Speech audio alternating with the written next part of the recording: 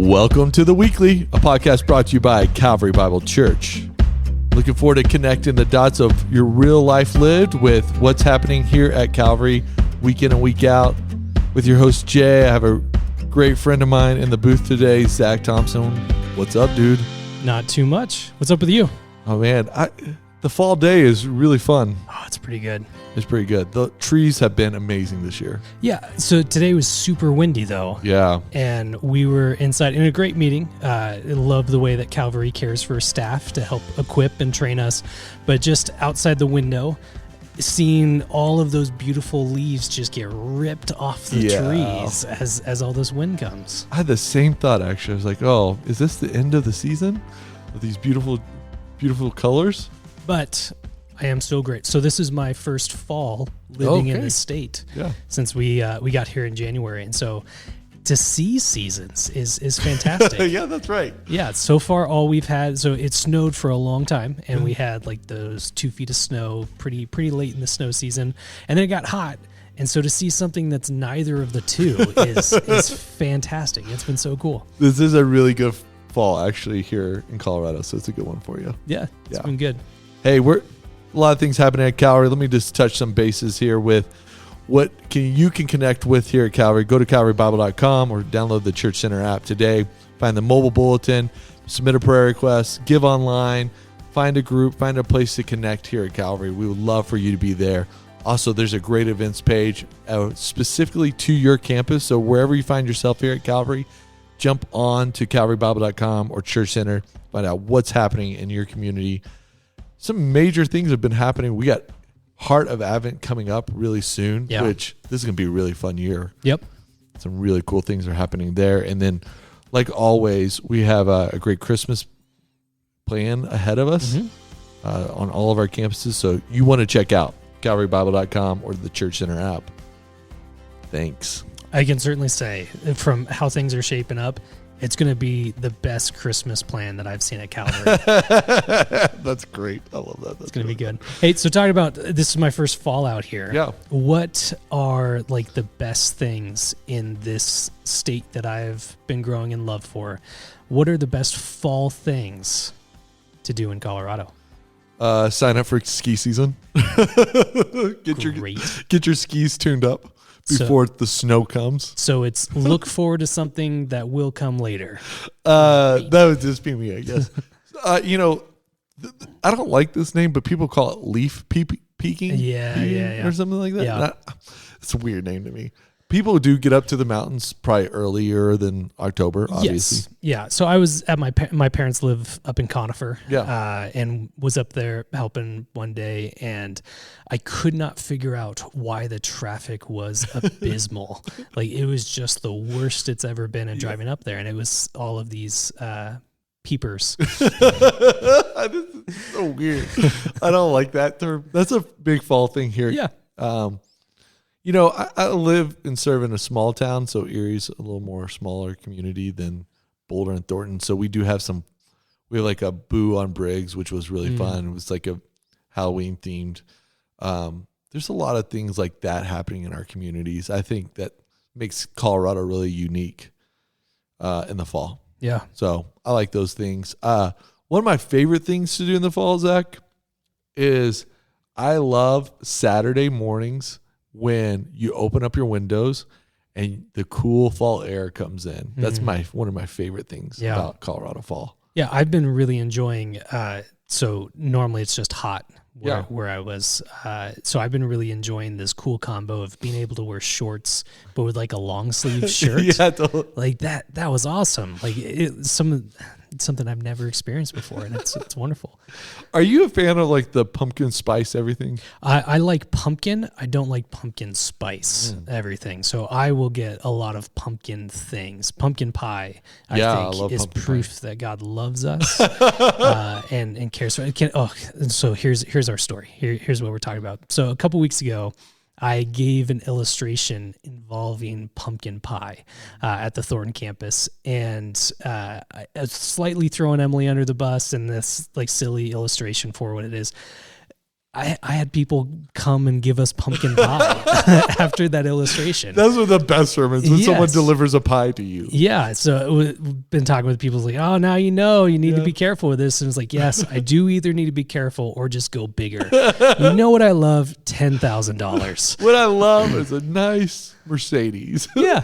Yeah. So huge fan of pumpkin. Pumpkin spice, though. Yeah, it's not really for me. That's interesting. That's really interesting. You on? You know, Did you drink it? Is that a PSL? I see you sipping over there. No, definitely not. I can understand why they're tasty and stuff, but it's just never been my jam. And it's just funny to go into like, you go to Hobby Lobby in July and Christmas is there, or you go to Walmart in like August and there's a Christmas section already. Mm. It's funny to go to the grocery store and it's fall because everything else has pumpkin flavor. Mm-hmm. Like the cereal, the oatmeal, the milk, all the things, the jams, all are pumpkin flavor. You're like, oh, it's fall.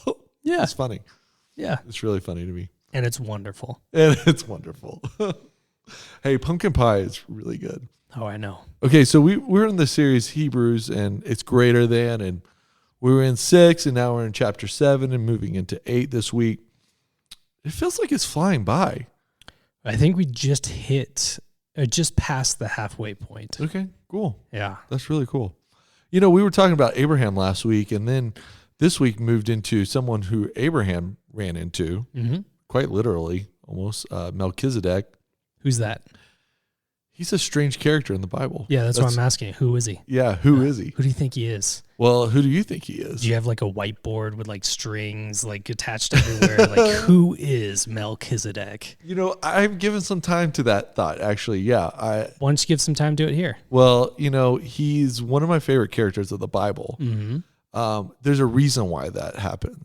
Because back in high school, I had this amazing youth minister. Just an incredible man of God. And he had a couple of Sunday school type things for us on Sunday.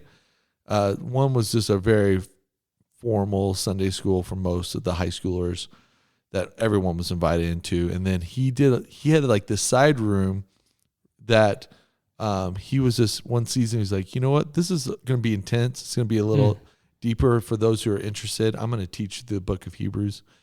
And it was no bigger than probably the size of a kitchen, like the square footage, And it got packed out. I remember weeks sitting on the floor, just crammed in there with lots of students and lots of volunteers. And people were excited just to go deeper in a book of the Bible. And he walked through week by week the book of Hebrews. So it became one of my favorite books because of that formational, totally.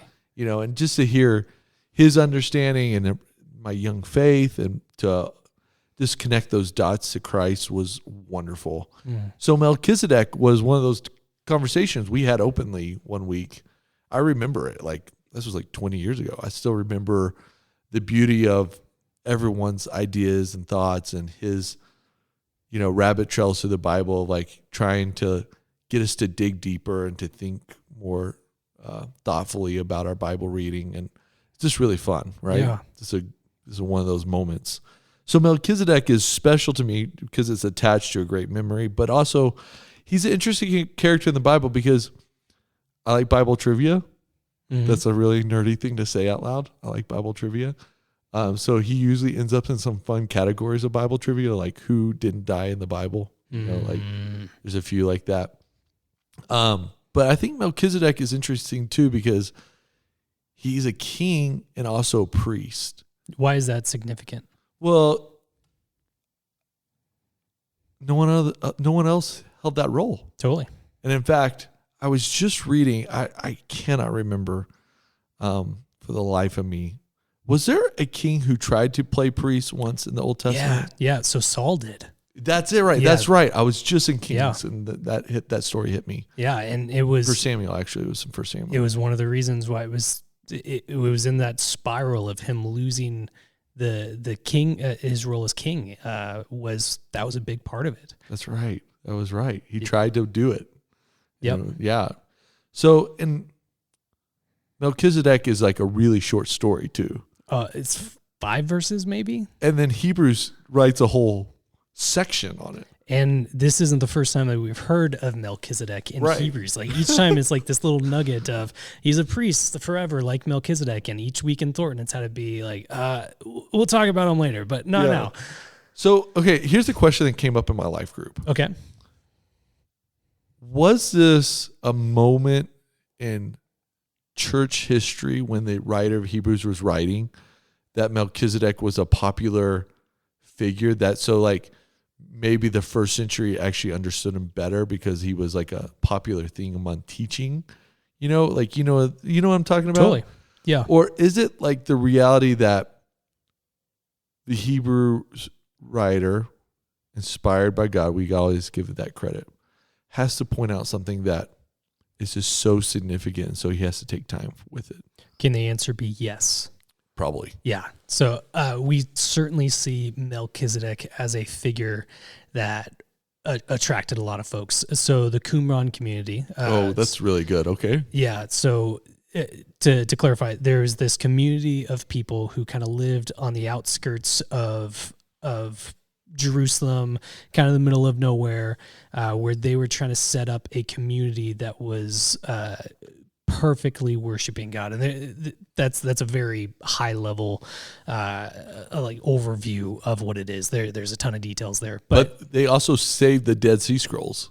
They're responsible, one of the communities, right? Qumran. Sort of. So we definitely have some writings because of them, which is great. They were really interested in Melchizedek. Like there was a lot of writings about him. Even I'm really trying to draw back on study from last week. I think this was true. So I'm going to say it boldly on this podcast and everyone can hold me accountable to it, to the point where they were coming across him as a priest and a king and looking at the Messiah throughout the Old Testament, see kingly language about the Messiah, but priestly language about the Messiah, and had to think, wow, this would be somewhat different. Like maybe there's two Messiahs that are coming, because how can you hold these two together? Like Melchizedek was, and so it kind of built up this myth about him. So we do see some aspect to where he was popular at the time, probably had a better understanding about him, but also like people going off the deep end about, he must be this crazy thing, which we would never do that as Christians. Yeah, I was about to say, right? We do that a lot as Christians. Yeah, so totally. But I do think it is significant. Try to trace this line of him being both a priest and a king. You really do have a huge divide when those two things are separated. So with a king, you're able to represent God to the people, where you can put his right rule, have his ordinances, care for his people, support them, all while pointing them back to God. You're representing God to the people. What the priest does is represent the people to God. So it's they have fallen short, and so they need someone to intercede for them to bridge that gap between God and man. But throughout the history of Israel, they couldn't do anything to lead. They couldn't call people accountable for it. They could cover sins, and that was it. So you have, throughout the Old Testament, kings who cannot save and priests who cannot lead. And what we have is people drifting further and further away from God. Mm-hmm. And so where Melchizedek is interesting is it's recognizing that there is a shortcoming in those two roles. It's pointing to a need for something more, and something that we see in the very, very early stages of the Bible. Someone who can unite those roles. That's really wonderful, man. It's why David in Psalm 110, so we only have 3 places that we hear of Melchizedek: Genesis, Psalm 110, and Hebrews. It's why David, and you think of David's king, he's a man after God's own heart, certainly made mistakes, but he's called that. He led Israel through tremendous wars and time of prosperity. Like he left Israel in a tremendous state. He looks out over his kingdom, and he writes in Psalm 110, not look how awesome everything is that I have done as king. It's there's someone who's coming back, who's greater. Wow. A king and a priest like Melchizedek. That's amazing. So even David, in his learning, his writing, his reading, knew that Melchizedek existed, and that what Melchizedek represented to Abram when Abram came through Salem and gave him a 10th of tithe. Yep. So David knew of this king, this future king. Yeah. He writes about that. Psalm 110, which we've quoted before in the beginning, about the kingliness of Jesus. Was that like chapter 1 or 2 I think? Right? It comes up a couple times. Okay. Psalm 110 gets quoted a ton throughout this, and not just in Hebrews, but it's, I think, again, boldly claiming things that I can barely remember. I believe it's the most quoted section of the Old Testament in the New Testament is Psalm 110 in general. And some of that is Hebrews quotes from it quite a bit. Yeah, totally. For verse 1 and verse 4. But yeah, in that verse, there is, my Lord says to my Lord, sit at the right hand of God. And then you have, you are a priest forever after the order of Melchizedek. So you have someone in this kingly position of power, someone in this priestly position to represent the people to God, combined in one section. That's wonderful. Okay, so one of the things I realized, I think that's really just stuck with me from thinking about this guy Melchizedek, and is that line that I sort of hung my hat on this week was, that's a Texas expression for sure. If that's not a Texas expression, I don't know what it is. Is that we all need a high priest. I think that's a big thing sort of in my heart still. Why do we still need a high priest? Yeah, so this is an idea that we learn really early on. I think of that. Is it Crew that has that famous drawing of the two cliffs? Yeah. So if you can picture this, dear listener, on one side there is a cliff, and that is labeled for us, so all of humanity. On the other side is a separate cliff labeled God, this giant chasm in between us. And the idea is this is what happens when sin enters into this world, that we are not united with this God as we are designed to be. Like, we were designed to be known and known by this God. And in fact, in us, the part that aches for more, it's because we are not living in the way that we're designed to be. We are designed to be in relationship with God. But sin makes that not be possible, that we are separated from this good and holy and perfect God when we choose imperfection instead, that we are not able to be joined with this God as we so desperately need, as we so want, as we are so designed. And so what we need is someone who can bridge that gap, someone who can bring us together, to intercede for us is the biblical word, to make relationship with God possible.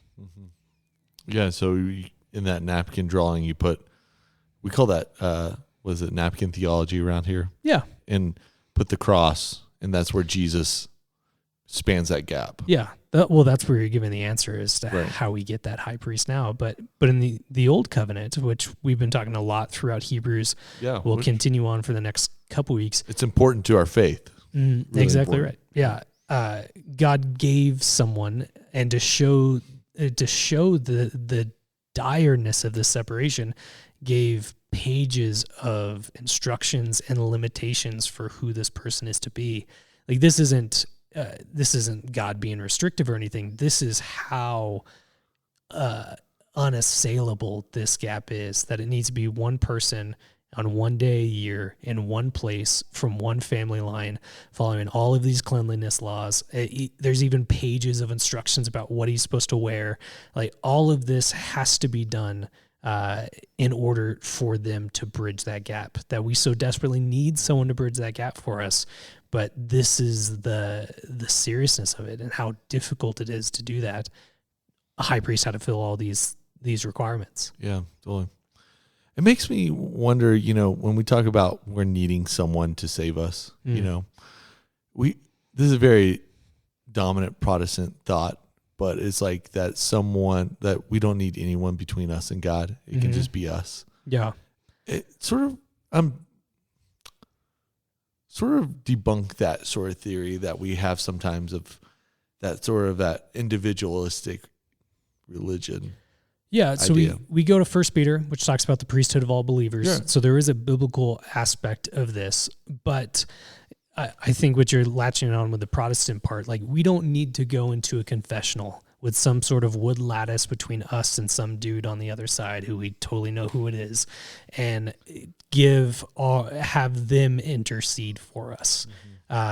Like that's the idea there. And in one sense, that's true. We don't need to go there. We don't need to have another person intercede for us, only because we have someone interceding for us already. So it isn't that God has saved us through Jesus, and so the two cliffs have been pushed together. That's not it at all. Right. It's we don't need anyone else to intercede for us because Jesus is already doing that. The verse, I read it a couple times on Sunday, verse 25, Jesus, since this is Jesus, always lives to make intercession for them, for those who can draw near to God, for those who are saved by him. So we don't need another person to be a priest for us because we already have a priest. Right. And that's Jesus, who is always making intercession for us. There's not a moment where he is stopping doing that. This isn't how we have the cable company come and they're only going to work through a certain window of time. Maybe that's not what it says, always making intercession. This isn't a health clinic that's closed on weekends because, humans are immortal on the weekend. Right. He always lives to make intercession. There isn't a moment where Jesus is stopping this role as high priest, that we so desperately need someone to bridge that gap. All the seriousness that was taken to do so in the Old Testament, now it's being done through Jesus, who took that punishment, that death that was ours to himself. And now he died for us, and now he lives for us, making intercession always. So I want to get down to I think that's wonderful. Like, I love where you're going with this, but how practically, like, what does we don't have high priests in our lives right now. We don't see them. Well, we have Jesus as high priest. Yes. I was just making that point. Okay. But what is like really practical level? What does a high priest do for us on a daily basis that we can be encouraged by? Like, times, our faith is floundering. Sometimes our lives are in turmoil. All those things that happen in a practical human experience. What are the practical, like, pastoral things that we can just hang our hat on? The expression comes up again. That really just like gives us great encouragement and great hope. Yeah. So, the first bit of that is, how do we bridge this gap between us and God? As I said, there's this ache in all of us because we are designed to be in relationship with him. And in the Old Testament, the high priest was able to stand in that gap to intercede for the people to God, to represent the people to God. And so now able to know and be known by God is possible through a high priest. There's some shortcomings with that. Yeah. But it's perfected in Jesus. So like we literally have Jesus today in this moment making appeals to the Father on our behalf. He always lives to make intercession for them. Yeah, absolutely. What else does a high priest do? So this is also covering for sin, that the priest would go and offer sacrifices, and we see the greater sacrifice that's offered in Jesus here. We see... which is once and for all, which is verse 27 and 28 says, like, it's just a finished work. It's like, it doesn't have to be perpetual. See it again in chapter 10, again, constantly hitting that point of this has happened, this is sealed, there's certainty there.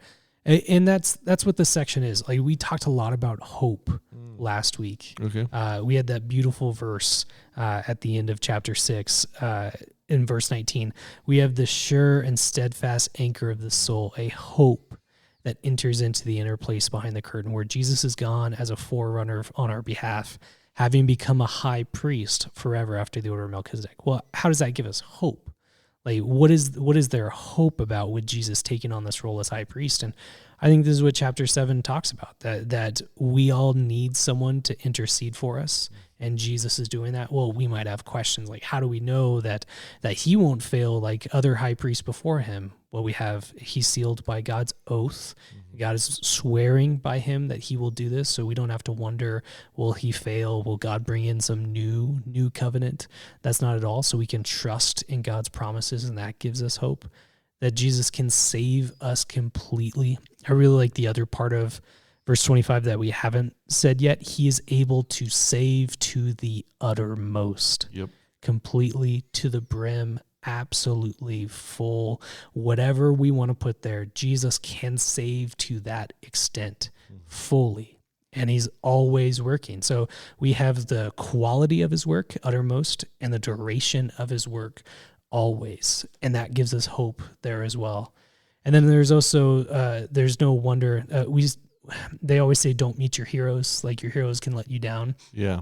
And the high priests were kind of the heroes of the day. Like, they were able to intercede for God. Like, that's desperate need in all of us. And Jesus, he can do that. And we can meet him and not have him let us down, because he is perpetually perfect as it ends. That's so good, man. That's so comforting.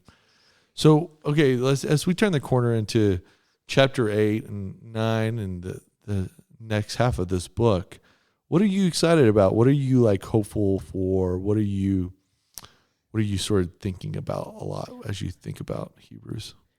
Yeah, so we get a continuation of thought. So it's Jesus as high priest interceding between us and God. We see in there a new covenant, these promises that are given from God. We see the basis by which he's able to do this with the sacrificial system, 9 through 10:18. We're going to get in a couple weeks. There's going to be a lot of blood. It's going to be good. Bummer we missed Halloween for it, but it will still be good to do all that. Just a lot of this pointing to this Jesus who so saves us, and was thinking about him and really appreciated the conversation that you and Thomas had last week, talking through the life of Abraham, this man who is called by God. We see tremendous faith in him, and yet constantly failing. And you guys highlighted that, and really appreciated this dissidence you talked about. I think from Mark Luby's sermon in Erie, drawing from that, this encouragement when there seems to be a disconnect between what I'm doing and what God has called me to. And it made me go back and reading through Genesis and this account of Abraham meeting Melchizedek made me think of a little bit of that dissonance and see even more of the grace of God there. So we talked about how he met him. Right before then, he is with his nephew Lot, and they're in this land, and they're realizing that there's more animals than the land can sustain. And so Abraham says, you know what? I will back away. You pick wherever you want to go, and I will go somewhere else. Yeah. And so Lot looks around and he's like, well, this area outside the Jordan Valley just so happens to look really amazing. So I'll guess I'll pick that for myself. Yeah. Very kind of him to only pick the best area. And so Abram at the time, we know him as Abraham, goes to this area, and God says to him, this is Genesis 13:14, lift your eyes and look from the place where you are. Gives him all these directions.